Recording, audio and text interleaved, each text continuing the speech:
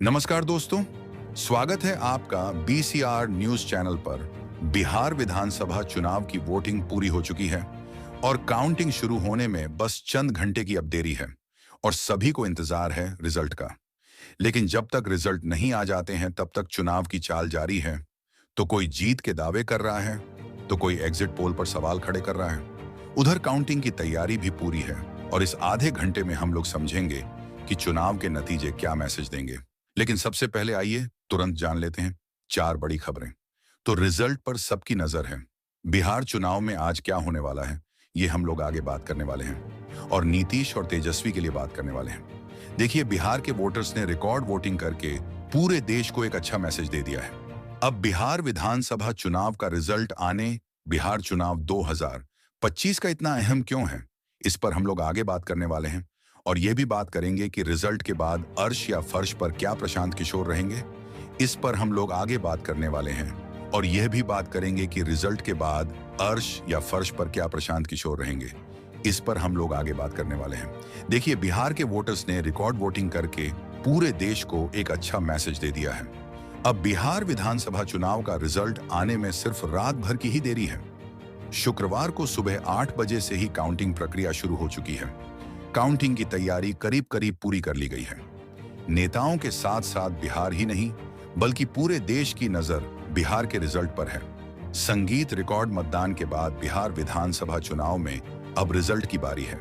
बिहार ही नहीं बल्कि पूरे देश 2023 की नजर बिहार चुनाव के नतीजों पर है।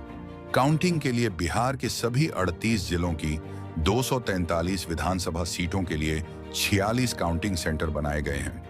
2025 बिहार विधानसभा चुनाव के लिए पटना जिले की मतगणना इसी एंड कॉलेज मतगणना केंद्र पर होगी, जहां की एक तस्वीर इस वक्त हम आपको अधिकारी जो है एक एक कर निकल रहे हैं यहां पर, और चाक चौबंद व्यवस्था की गई है यहां पर मतगणना केंद्र पर।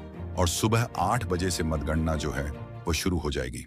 नतीजों के लिए चुनाव आयोग की तरफ से तैयारियां करीब करीब पूरी की जा चुकी हैं। चप्पे चप्पे पर सुरक्षा के साथ साथ मतगणना की हर संभव तैयारी की जा रही है। पूरे बलों की व्यवस्था की गई है, मजिस्ट्रेट्स की तैनाती की गई है और पूरे जिले में चौकसी बढ़ती जाएगी। काउंटिंग की शुरुआत बैलेट पेपर और ETPBS यानी electronically transmitted postal ballot system से होगी। उसके आधे घंटे बाद इलेक्ट्रॉनिक वोटिंग मशीनों के वोट गिने जाएंगे, फिर दोनों साथ चलता रहेगा। लेकिन जब तक बैलेट पेपर की गिनती पूरी नहीं हो जाती तब तक EVM की गिनती खत्म नहीं की जाएगी। 163 जो 144 CRPC जिसको बोलते थे वह लागू रहेगा क्षेत्र में, जहां कहीं यदि भारी संख्या में लोग एकत्रित होंगे तो उनको डिस्पर्स करने की कानूनी कार्रवाई की जाएगी। बिहार की सभी 243 सीटों पर 2616 उम्मीदवार मैदान में हैं, जिनकी किस्मत EVM में कैद है। कौन जीतता है, कौन हारता है, बिहार में किसकी सरकार बन रही है, काफी हद तक शुक्रवार दोपहर तक स्थिति साफ हो जाएगी। वैसे एग्जिट पोल के नतीजों में NDA की सरकार बनती दिख रही है, जबकि महागठबंधन का दावा है कि एग्जिट पोल एक्चुअल पोल आने पर फेल साबित हो जाएंगे। वैसे दोनों ही गठबंधन के नेता सरकार बनाने का दावा जरूर कर रहे हैं। देखिए, बिहार विधानसभा का चुनाव हो चुका है, अब काउंटिंग का इंतजार है। बिहार में 38 जिले हैं और 38 जिलों की 243 विधानसभा सीटों के लिए 46 काउंटिंग सेंटर बनाए गए हैं, जहां पर वोटों की गिनती होगी और यहीं से पल पल का अपडेट भी आएगा और आखिर में काउंटिंग सेंटर से बिहार विधानसभा चुनाव के परिणाम सामने आएंगे। हम लोग आपको बताएंगे।